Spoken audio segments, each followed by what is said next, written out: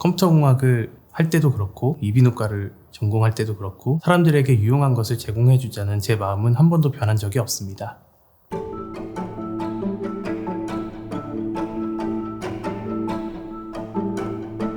안녕하십니까. 네이버 헬스케어 연구소 차동철입니다.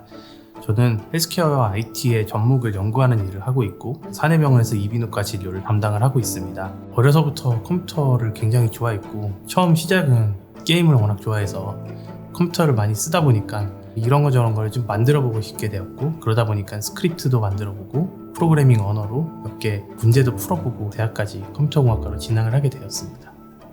대학을 졸업할 때쯤에 진로를 과연 어떻게 할 것인가에 대한 고민을 하게 되고 다른 학문과 결합을 했을 때 가장 컴퓨터공학이 제일 유용하게 쓸 수 있을 거라고 생각을 했고 그때 당시에는 의학전문대학원이라는 그런 대학원이 생기고 있었기 때문에 이번에는 한번 의학과에 한번 적용을 해보면 보다 많은 사람들에게 제가 가진 기술을 유용하게 쓸 수 있게 할 수 있지 않을까라는 생각을 가지고 진학을 하게 되었습니다.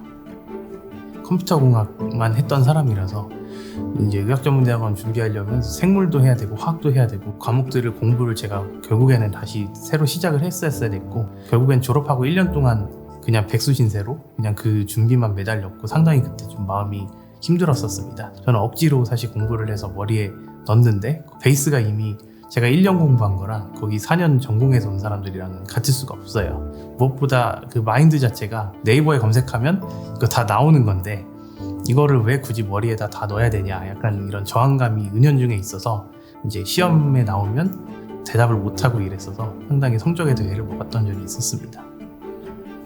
제가 이비인후과를 가게 된 이유는 IT랑 가장 멀리 떨어져 있는 과로 가고 싶어서였는데요. 이비인후과는 기본적으로 수술을 하는 과입니다. 근데 아무래도 수술하는 과 위주다 보니까 IT 도입도 좀 늦었었고 막상 과의 규모가 내과나 외과나 이런 과보다는 전체적으로 작기 때문에 그래서 제가 가진 기술을 이 과에 가면 보다 더 잘 접목시키지 않을 수 있을까 하는 그런 생각에서 진학을 하게 되었습니다. 제가 이제 이비인후과 중에서도 귀를 전공을 했어요. 저는 3차 병원이었기 때문에 다른 의원들에서 이제 리퍼를 받아서 오는 경우가 대부분입니다. 그런데 의사 선생님이 고막에 구멍이 있다고 했는데 막상 제가 보면 그냥 멀쩡한 그런 경우도 있었고 잘못 리퍼돼서 오는 경우도 상당히 많이 경험을 했었기 때문에 이런 부족한 경험을 AI 기술로 좀 보충을 해줄 수 있지 않을까 이런 생각을 했었고 엔드투엔드로 제가 다 만들어서 논문화까지 했던 그런 기억이 납니다. 애초에 프로스펙티브하게 연구를 할 거였으면 데이터를 굉장히 질 좋게 모았을 텐데 결국에는 의무 기록을 다 뒤져가면서 이게 어떤 질병인지 결국 다 찾아서 레이블링을 해야 됐고 샘플 사이즈도 작고 과도 너무 대상군도 적다 보니까 결국에는 저 혼자 다 할 수밖에 없는 상황이 돼서 결국에는 다시 독학을 해서 혼자 다 하게 되었습니다. 제가 만든 솔루션은 결국에는 우리나라도 그렇지만 개발도상국 쪽에도 더 많이 흔한 질환이에요. 우리나라도 마찬가지로 도서 산간 지역 같은 경우에는 제때 치료 시기를 놓치는 경우도 왕왕 보이기 때문에 이런 곳에도 제 솔루션들이 좀 퍼져서 조기 발견을 해서 더 나쁜 질환으로 이행되는 것을 좀 막을 수 있으면 좋겠다는 생각을 항상 하고 있습니다. 네이버로 넘어오게 된 제일 큰 계기는 우리나라에서는 확실히 AI 쪽은 네이버가 명망이 높고 그래서 제가 어떤 아이디어를 가지고 AI 기술자들과 같이 협업을 했는데 안 된다.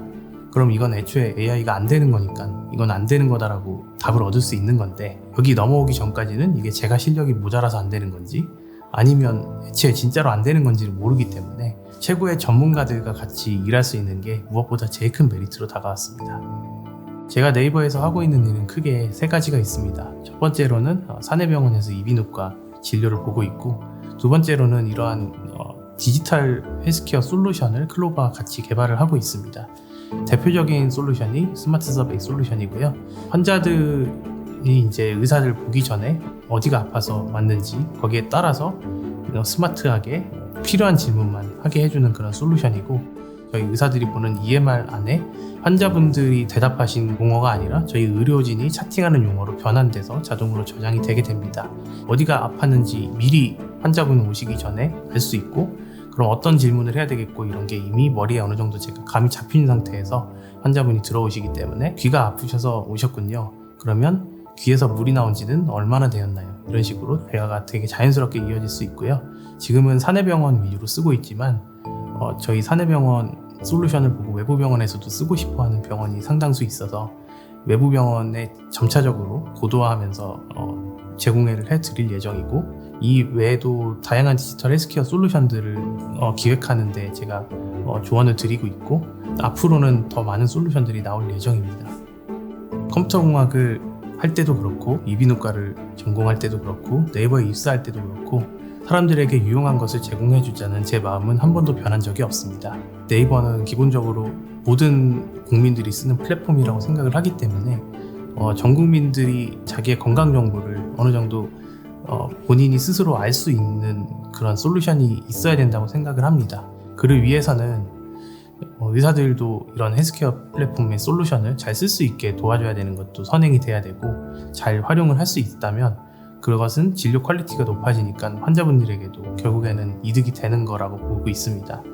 당장은 스마트 서베이를 고도화하고, 더불어서 우리 클로바 노트를 보시면 사람들이 대화를 한 거를 잘 정리를 해서 지금 보여주고 있는 것처럼, 저희 의사들도 마찬가지로 환자분들과 대화만 하면 의무 기록을 잘 알아서 만들어줘서 넣어준다면, 의사들은 환자분들과 직접 소통하면서 진료 보는 데 집중을 할 수 있고, 환자분들은 의사 선생님들과 진솔한 대화를 나눌 수 있는 이러한 환경을 조성할 수 있기 때문에, 이런 것이 제가 앞으로 해보고 싶은 버킷리스트의 첫 번째 명단입니다.